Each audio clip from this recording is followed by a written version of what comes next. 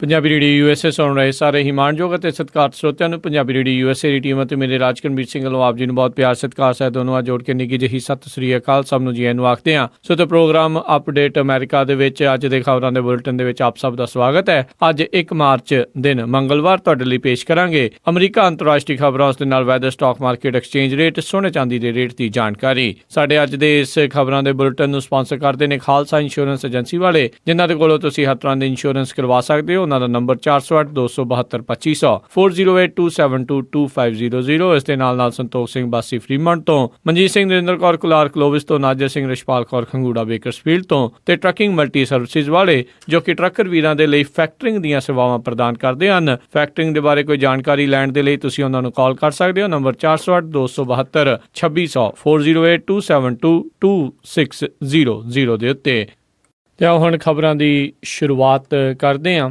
ਅੱਜ ਅਮਰੀਕਾ ਦੀ 2016 ਦੀ presidential elections ਨੂੰ ਲੈ ਕੇ ਪ੍ਰਾਇਮਰੀਜ਼ ਦੇ ਵਿੱਚ ਬੜਾ ਹੀ ਮਹੱਤਵਪੂਰਨ ਦਿਨ ਸੀ। ਸੁਪਰ ਟਿਊਜ਼ਡੇ ਦਾ ਦਿਨ ਰਿਹਾ, ਜਿਸ ਦੇ ਵਿੱਚ ਦੋਨੋਂ ਹੀ ਪਾਰਟੀਆਂ ਦੇ ਨੁਮਾਇੰਦਿਆਂ ਨੇ 11 ਸਟੇਟਾਂ ਦੇ ਵਿੱਚ, 11 ਸੂਬਿਆਂ ਦੇ ਵਿੱਚ ਇੱਕ ਦੂਜੇ ਨਾਲ ਭਿੜਤ ਕੀਤੀ। ਹੁਣ ਤੱਕ ਪ੍ਰਾਪਤ ਜਾਣਕਾਰੀ ਅਨੁਸਾਰ ਹੁਣ ਤੱਕ ਜਿੰਨੀ ਵੀ ਵੱਖ-ਵੱਖ ਸਟੇਟਾਂ ਦੇ ਵਿੱਚ ਪ੍ਰਾਇਮਰੀ ਇਲੈਕਸ਼ਨ ਦੀ ਕਾਊਂਟਿੰਗ ਹੋਈ ਆ, ਉਹਨਾਂ ਦੇ ਵਿੱਚ ਰਿਪਬਲਿਕਨ ਪਾਰਟੀ ਵੱਲੋਂ ਸਭ ਤੋਂ ਵੱਧ ਕਾਮਯਾਬੀ ਡੋਨਲਡ ਟਰੰਪ ਨੂੰ ਤੇ ਦੂਜੇ ਪਾਸੇ ਡੈਮੋਕ੍ਰੇਟ ਪਾਰਟੀ ਦੇ ਵੱਲੋਂ ਹੈਲਰੀ ਕਲਿੰਟਨ ਨੂੰ ਮਿਲੀ ਆ। ਵੱਖ-ਵੱਖ ਸਟੇਟਾਂ ਦੇ ਉੱਤੇ ਜੇ ਨਜ਼ਰ ਮਾਰਦੇ ਹੋਏ ਜਾਈਏ, ਐਲਾਬਾਮਾ ਦੇ ਵਿੱਚ ਡੋਨਲਡ ਟਰੰਪ ਨੂੰ ਪ੍ਰੋਜੈਕਟਡ ਵਿਨਰ ਐਲਾਨਿਆ ਗਿਆ ਆ, ਜਿਸ ਦੇ ਵਿੱਚ 44.1% ਵੋਟਾਂ ਉਹਨਾਂ ਦੇ ਹੱਕ ਦੇ ਵਿੱਚ ਪਈਆਂ। ਐਲਾਬਾਮਾ ਸਟੇਟ ਦੇ ਵਿੱਚੋਂ ਰਿਪਬਲਿਕਨ ਪਾਰਟੀ ਦੇ 50 ਡੈਲੀਗੇਟਸ ਦਾ ਨਤੀਜਾ ਆਉਣਾ ਆ। ਤੇ ਨਾਲ ਹੀ ਜੇ ਡੈਮੋਕ੍ਰੇਟ ਪਾਰਟੀ ਦੀ ਗੱਲ ਕਰੀਏ ਤਾਂ ਇੱਥੇ ਹੈਲਰੀ ਕਲਿੰਟਨ 78.4% ਵੋਟਾਂ ਦੇ ਨਾਲ ਉਹਨਾਂ ਨੇ ਜਿੱਤ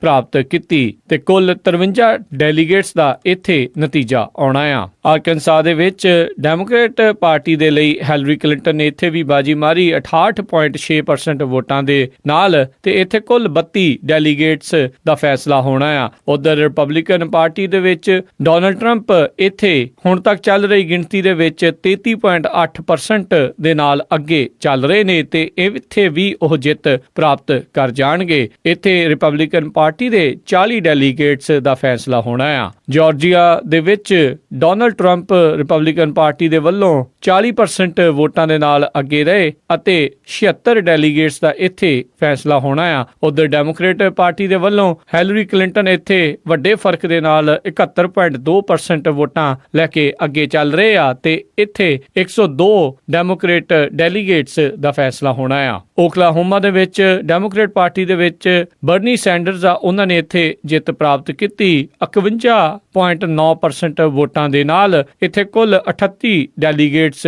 ਦਾ ਫੈਸਲਾ ਹੋਣਾ ਆ। ਤੇ ਰਿਪਬਲਿਕਨ ਪਾਰਟੀ ਦੇ ਵਿੱਚ ਓਕਲਾਹੋਮਾ ਤੋਂ ਟੈਡ ਕਰੂਜ਼ ਆ, ਉਹ ਜੇਤੂ ਘੋਸ਼ਿਤ ਕੀਤੇ ਗਏ ਤਕਰੀਬਨ 34.5% ਵੋਟਾਂ ਲੈ ਕੇ। ਇੱਥੇ ਰਿਪਬਲਿਕਨ ਪਾਰਟੀ ਦੇ 43 ਡੈਲੀਗੇਟਸ ਦਾ ਫੈਸਲਾ ਹੋਣਾ ਆ। ਮੈਸਾਚਿਊਸਟ ਦੇ ਵਿੱਚ ਰਿਪਬਲਿਕਨ ਪਾਰਟੀ ਦੇ ਵੱਲੋਂ ਡੋਨਲਡ ਟਰੰਪ ਨੇ ਭਾਰੀ ਜਿੱਤ ਪ੍ਰਾਪਤ ਕੀਤੀ 50% ਤਕਰੀਬਨ ਵੋਟਾਂ ਦੇ ਨਾਲ। ਇੱਥੇ 42 ਰਿਪਬਲਿਕਨ ਡੈਲੀਗੇਟਸ ਦਾ ਫੈਸਲਾ ਹੋਣਾ ਆ। ਡੈਮੋਕ੍ਰੇਟ ਪਾਰਟੀ ਦੇ ਵੱਲੋਂ ਹੈਲਰੀ ਕਲਿੰਟਨ ਨੇ ਇੱਥੇ ਚੱਲ ਰਹੀ ਗਿਣਤੀ ਦੇ ਮੁਤਾਬਕ ਫਸਵੇਂ ਮੁਕਾਬਲੇ ਦੇ ਵਿੱਚ ਬਰਨੀ ਸੈਂਡਰਸ ਦੇ ਉੱਤੇ ਤਕਰੀਬਨ 30,000 ਵੋਟਾਂ ਦੀ बढ़त बना के रखी हुई आ। ਇੱਥੇ 91 ਡੈਮੋਕ੍ਰੇਟ ਡੈਲੀਗੇਟਸ ਦਾ ਫੈਸਲਾ ਹੋ ਰਿਹਾ ਆ। ਮਿਨੇਸੋਟਾ ਦੇ ਵਿੱਚ ਬਰਨੀ ਸੈਂਡਰਸ ਨੇ ਉਹਨਾਂ ਨੇ ਇੱਥੇ ਜਿੱਤ ਦੇ ਵੱਲ ਵੱਧ ਰਹੇ ਨੇ ਕੁੱਲ 60% ਵੋਟਾਂ ਲੈ ਕੇ। ਇੱਥੇ 77 ਡੈਮੋਕ੍ਰੇਟ ਡੈਲੀਗੇਟਸ ਦਾ ਫੈਸਲਾ ਹੋਣਾ ਆ। ਉਧਰ ਰਿਪਬਲਿਕਨ ਪਾਰਟੀ ਦੇ ਵੱਲੋਂ ਮਾਰਕੋ ਰੂਬੀਓ ਇੱਥੇ ਹੋ ਸਕਦਾ ਵੀ ਆਪਣੀ ਪਹਿਲੀ ਸਟੇਟ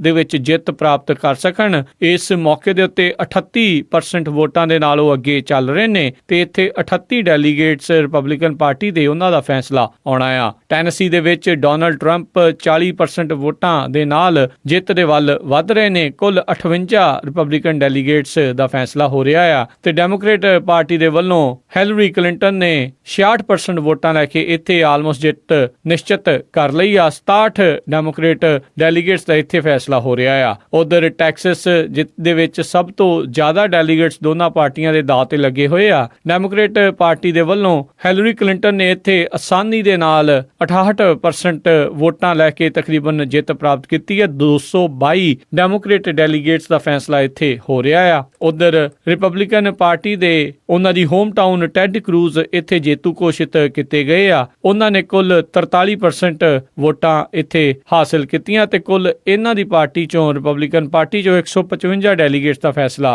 ਹੋ ਰਿਹਾ ਆ। ਵਰਜੀਨੀਆ ਦੇ ਵਿੱਚ ਡੋਨਲਡ ਟਰੰਪ ਨੇ ਰਿਪਬਲਿਕਨ ਪਾਰਟੀ ਦੇ ਵੱਲੋਂ ਇੱਥੇ ਜਿੱਤ ਦੇ ਵੱਲ ਵੱਧ ਰਹੇ ਨੇ 35% ਵੋਟਾਂ ਲੈ ਕੇ। ਦੂਜੇ ਨੰਬਰ ਤੇ 32% ਵੋਟਾਂ ਤੇ ਮਾਰਕੋ ਰੂਬੀਓ ਰਹੇ ਨੇ ਤੇ ਇੱਥੇ ਰਿਪਬਲਿਕਨ ਪਾਰਟੀ ਦੇ ਵੱਲੋਂ 49 ਡੈਲੀਗੇਟਸ ਦਾ ਫੈਸਲਾ ਹੋ ਰਿਹਾ ਆ। ਡੈਮੋਕ੍ਰੇਟ ਪਾਰਟੀ ਦੇ ਵਿੱਚ ਹਿਲਰੀ ਕਲਿੰਟਨ 65% ਤਕਰੀਬਨ ਵੋਟਾਂ ਲੈ ਕੇ ਇੱਥੇ ਜਿੱਤ ਦੇ ਵੱਲ ਨਿਸ਼ਚਿਤ ਨੇ ਤੇ 95 ਡੈਲੀਗੇਟਸ ਦਾ ਫੈਸਲਾ ਡੈਮੋਕ੍ਰੇਟ ਪਾਰਟੀ ਦਾ ਹੋ ਰਿਹਾ ਆ। ਵਰਮੌਂਟ ਜੋ ਕਿ ਬਰਨੀ ਸੈਂਡਰਸ ਦਾ ਹੋਮ ਸਟੇਟ ਆ, ਉੱਥੇ ਉਹਨਾਂ ਨੇ 86% ਵੋਟਾਂ ਲੈ ਕੇ ਭਾਰੀ ਜਿੱਤ ਪ੍ਰਾਪਤ ਕੀਤੀ। ਇੱਥੇ ਸਿਰਫ 16 ਡੈਮੋਕ੍ਰੇਟ ਪਾਰਟੀ ਦੇ ਡੈਲੀਗੇਟਸ ਦਾ ਫੈਸਲਾ ਹੋ ਰਿਹਾ ਆ। ਉਧਰ ਰਿਪਬਲਿਕਨ ਪਾਰਟੀ ਵੱਲੋਂ ਡੋਨਲਡ ਟਰੰਪ ਨੇ ਇੱਥੇ 5ਵੇਂ ਮੁਕਾਬਲੇ ਦੇ ਵਿੱਚ ਜੌਨ ਕੇਸਿਕ ਤੋਂ ਅੱਗੇ ਇਸ ਟਾਈਮ ਚੱਲ ਰਹੇ ਨੇ 32% ਦੇ ਉੱਤੇ ਤੇ ਇੱਥੇ 16 ਡੈਲੀਗੇਟਸ ਰਿਪਬਲਿਕਨ ਪਾਰਟੀ ਦਾ ਫੈਸਲਾ ਹੋ ਰਿਹਾ ਆ। ਅਲਾਸਕਾ ਦੀ ਅਜੇ ਕਾਊਂਟਿੰਗ ਜਿਹੜੀ ਉਹ ਸ਼ੁਰੂ ਨਹੀਂ ਸੀ ਹੋਈ। ਉਧਰ ਡੈਮੋਕ੍ਰੇਟ ਪਾਰਟੀ ਦੇ ਵੱਲੋਂ ਕੋਲੋਰਾਡੋ ਦੇ ਵਿੱਚ ਜਿਹੜੀ ਇਸ ਟਾਈਮ ਕਾਊਂਟਿੰਗ ਚੱਲ ਰਹੀ ਆ ਕਾਕਸ ਦੀ, ਉਸ ਦੇ ਵਿੱਚ Bernie Sanders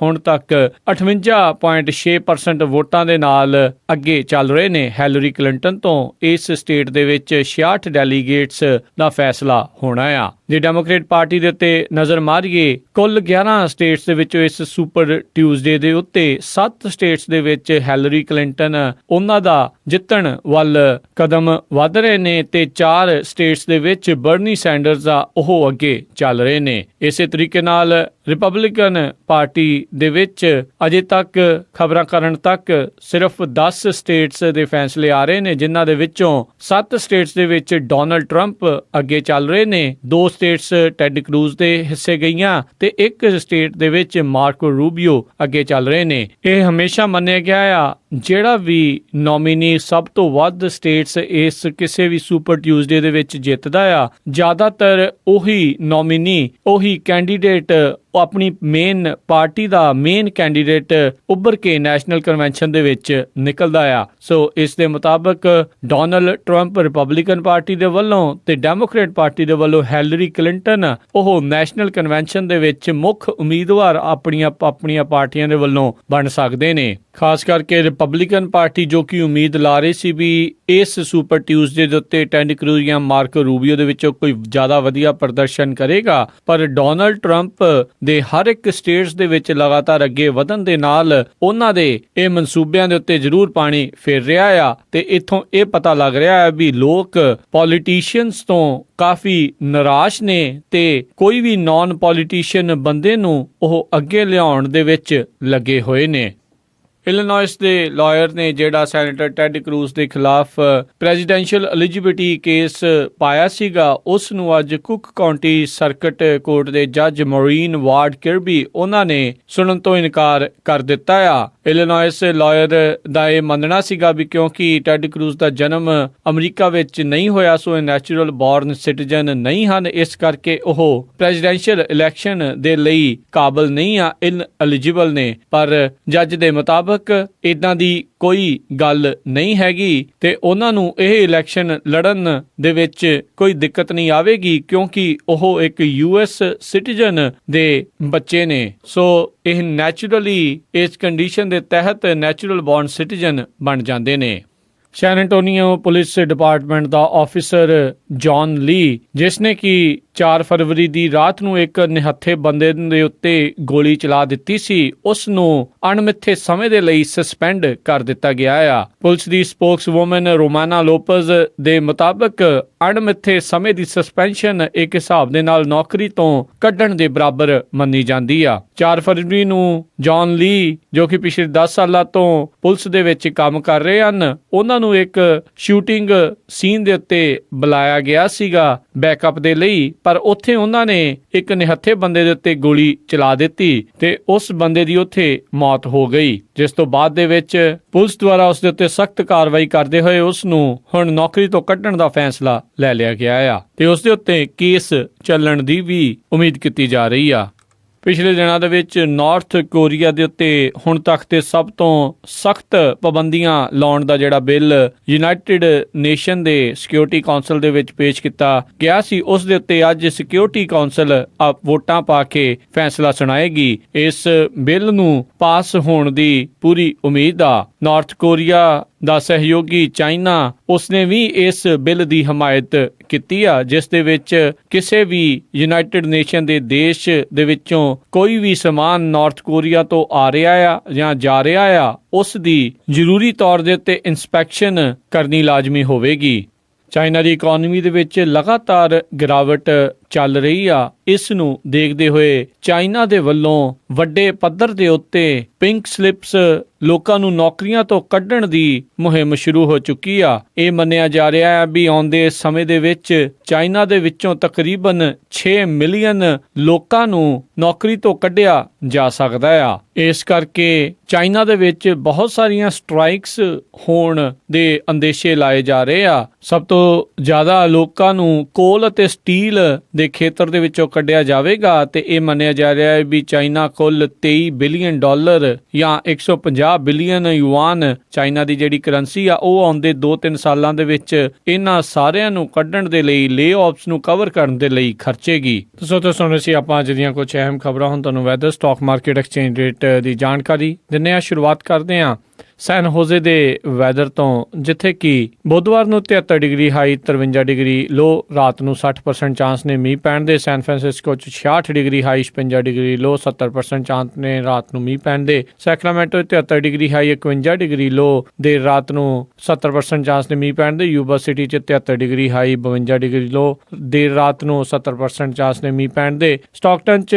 76 degree high, 52 degree ਲੋ, 40% ਚਾਂਸ ਨੇ ਮੀਂਹ ਪੈਣ ਦੇ। ਟ੍ਰੇਸੀ ਵਿੱਚ 77 ਡਿਗਰੀ ਹਾਈ, 51 ਡਿਗਰੀ ਲੋ, ਰਾਤ ਨੂੰ 50% ਚਾਂਸ ਨੇ ਮੀਂਹ ਪੈਣ ਦੇ। ਮੋਡੈਸਟੋ 'ਚ 78 degree high, 51 degree low, Fresno ਵਿੱਚ 78 degree high, 48 degree low, Bakersfield ਵਿੱਚ 81 degree high, 50 degree low, Los Angeles 74 degree high, 53 degree low, Truckee ਦੇ ਵਿੱਚ 57 degree high, 35 degree low, South Lake Tahoe ਦੇ ਵਿੱਚ 58 degree high, 34 degree low, Portland Oregon ਦੇ ਵਿੱਚ 55 degree high, 48 degree ਲੋ, ਮੀਂਹ ਪਵੇਗਾ। Seattle ਦੇ ਵਿੱਚ 55 ਡਿਗਰੀ ਹਾਈ, 45 ਡਿਗਰੀ ਲੋ, 60% ਚਾਂਸ ਨੇ ਮੀਂਹ ਪੈਣ ਦੇ। ਫਲੈਗਸਟਾਫ ਐਰੀਜ਼ੋਨਾ 'ਚ 68 ਡਿਗਰੀ ਹਾਈ, 31 ਡਿਗਰੀ ਲੋ, ਸਾਲਟ ਲੇਕ ਸਿਟੀ ਯੂਟਾ ਦੇ ਵਿੱਚ 62 ਡਿਗਰੀ ਹਾਈ, 41 ਡਿਗਰੀ ਲੋ, ਸ਼ਿਕਾਗੋ ਇਲੀਨਾਇਸ ਦੇ ਵਿੱਚ 34 ਡਿਗਰੀ ਹਾਈ, 28 ਡਿਗਰੀ ਲੋ, 1 ਇੰਚ ਤੱਕ ਰਾਤ ਨੂੰ ਸਨੋ ਪੈ ਸਕਦੀ ਆ। ਨਿਊਯਾਰਕ ਦੇ ਵਿੱਚ 47 ਡਿਗਰੀ ਹਾਈ, 27 ਡਿਗਰੀ ਲੋ, 22 ਮੀਲ ਫੀ ਘੰਟੇ ਦੇ ਹਿਸਾਬ ਨਾਲ ਤੇਜ਼ ਹਵਾਵਾਂ ਚੱਲਣਗੀਆਂ। ਟੋਰਾਂਟੋ ਕੈਨੇਡਾ 'ਚ -5 degree Celsius high, -14 degree Celsius low, ਬਰਫ਼ਬਾਰੀ ਹੋਵੇਗੀ। ਵਿਨੀਪੈਗ ਦੇ ਵਿੱਚ -7 degree Celsius high, -19 degree Celsius low, Calgary ਵਿੱਚ 5 degree Celsius high, -2 degree Celsius low, ਬਰਫ਼ਬਾਰੀ ਹੋਵੇਗੀ। ਵੈਨਕੂਵਰ ਕੈਨੇਡਾ ਦੇ ਵਿੱਚ 10 degree Celsius high, 7 degree Celsius low, ਮੀਂਹ ਪੈ ਸਕਦਾ ਆ। ਅੰਮ੍ਰਿਤਸਰ ਪੰਜਾਬ 'ਚ 30 degree Celsius high, 14 degree Celsius low, Melbourne Australia ਦੇ ਵਿੱਚ 26 degree Celsius high, 16 degree Celsius low, London Great Britain 'ਚ 7 degree Celsius high, 3 degree Celsius low, ਮੀਂਹ ਪੈ ਸਕਦਾ ਹੈ। ਬਰਲਿਨ ਜਰਮਨੀ 'ਚ 9 degree Celsius high, -1 degree Celsius low, ਸਵੇਰ ਦੇ ਸਮੇਂ ਮੀਂਹ ਪੈ ਸਕਦਾ ਆ। ਪੈਰਿਸ ਫਰਾਂਸ ਦੇ ਵਿੱਚ 9 degree Celsius high, 3 degree Celsius low ਤੇ ਮੀਂਹ ਪੈਣ ਦੇ ਅਸਾਰ ਨੇ। ਤੋ ਇਹ ਸੀਗੀ ਵੈਦਰ ਰਿਪੋਰਟ। ਹੁਣ ਤੁਹਾਨੂੰ ਸਟਾਕ ਮਾਰਕੀਟ, ਐਕਸਚੇਂਜ ਰੇਟ ਦੇ ਬਾਰੇ ਦੱਸਦੇ ਹਾਂ। ਮੰਗਲਵਾਰ ਤੱਕ ਮਾਰਕੀਟ ਕਲੋਜ਼ ਹੋਣ ਤੱਕ ਡਾਓ ਜੋਨਸ ਦੇ ਵਿੱਚ 349 ਪੁਆਇੰਟਾਂ ਦਾ ਵਾਧਾ ਦੇਖਿਆ ਗਿਆ, 16,865 ਤੇ ਮਾਰਕੀਟ ਕਲੋਜ਼ ਹੋਈ। ਨੈਸਡੈਕ ਦੇ ਵਿੱਚ 131 ਪੁਆਇੰਟ ਵਧੇ, 4690 ਦੇ ਉੱਤੇ ਮਾਰਕੀਟ ਕਲੋਜ਼ ਹੋਈ। S&P ਦੇ ਵਿੱਚ ਵੀ 46 ਪੁਆਇੰਟਾਂ ਦਾ ਵਾਧਾ ਦੇਖਿਆ ਗਿਆ, 1978 ਦੇ ਉੱਤੇ ਮਾਰਕੀਟ ਕਲੋਜ਼ ਹੋਈ। ਵਿਲਸ਼ਾਇਰ 5000 ਦੇ ਵਿੱਚ 461 ਪੁਆਇੰਟਾਂ ਦਾ ਵਾਧਾ ਹੋਇਆ। 20,325 ਤੇ ਮਾਰਕੀਟ ਕਲੋਜ਼ ਹੋਈ। ਇੱਕ US ਡਾਲਰ ਦੀ ਕੀਮਤ 67 ਰੁਪਏ 74 ਪੈਸੇ, ਇੱਕ ਕੈਨੇਡੀਅਨ ਡਾਲਰ ਦੀ ਕੀਮਤ 50 ਰੁਪਏ 44 ਪੈਸੇ, ਇੱਕ ਬ੍ਰਿਟਿਸ਼ ਪਾਉਂਡ ਸਟਰਲਿੰਗ ਦੀ ਕੀਮਤ 94 ਰੁਪਏ 53 ਪੈਸੇ, ਇੱਕ ਯੂਰੋ ਦੀ ਕੀਮਤ 73 ਰੁਪਏ 55 ਪੈਸੇ, ਇੱਕ ਆਸਟ੍ਰੇਲੀਅਨ ਡਾਲਰ ਦੀ ਕੀਮਤ 48 ਰੁਪਏ 92 ਪੈਸੇ, ਇੱਕ ਨਿਊਜ਼ੀਲੈਂਡ ਡਾਲਰ ਦੀ ਕੀਮਤ 44 ਰੁਪਏ 93 ਪੈਸੇ, ਇੱਕ ਸਿੰਗਾਪੁਰ ਡਾਲਰ ਦੀ ਕੀਮਤ 48 ਰੁਪਏ 28 ਪੈਸੇ, ਇੱਕ ਬਹਿਰੀਨ ਦੇ ਦਿਨਾਰ ਦੀ ਕੀਮਤ 179 ਰੁਪਏ 60 ਪੈਸੇ, ਇੱਕ ਕੁਵੈਤ ਦੇ ਦਿਨਾਰ ਦੀ ਕੀਮਤ 225 ਰੁਪਏ ਰਹੀ। ਇੱਕ US ਡਾਲਰ ਦੀ ਕੀਮਤ $1.34 ਕੈਨੇਡੀਅਨ ਡਾਲਰ ਰਹੀ। ਸੋਨੇ ਦਾ ਭਾਅ $1,227.68 ਪ੍ਰਤੀ ਆਉਂਸ, ਚਾਂਦੀ ਦਾ ਭਾਅ $14.78 ਪ੍ਰਤੀ ਆਉਂਸ ਰਿਹਾ। ਤੇ ਇਸ ਤੋਂ ਇੱਥੇ ਹੀ ਸਾਡਾ ਅੱਜ ਦਾ ਅਪਡੇਟ ਅਮਰੀਕਾ ਖਬਰਾਂ ਦਾ ਬੁਲੇਟਿਨ ਹੁਣ ਸਮਾਪਤ ਹੁੰਦਾ ਹੈ। ਹੁਣ ਮੈਨੂੰ ਰਾਜਕਰਨਵੀਰ ਸਿੰਘ ਨੂੰ ਇਜਾਜ਼ਤ ਦਿਓ। ਮੇਰੇ ਵੱਲੋਂ ਆਪ ਸਭ ਨੂੰ ਬਹੁਤ ਪਿਆਰ ਸਤਿਕਾਰ ਸਾਹਿਬ ਦੋਨੋਂ ਹੱਥ ਜੋੜ ਕੇ ਨਿੱਕੀ ਜਿਹੀ ਸਤਿ ਸ੍ਰੀ ਅਕਾਲ। ਜਿੰਨੇ ਵਾਸਤੇ ਰਹੋ, ਵਾਸਤੇ ਖੇਲਦੇ ਰਹੋ ਤੇ ਸੁਣਦੇ ਰਹੋ ਪੰਜਾਬੀ ਰੇਡੀਓ USA।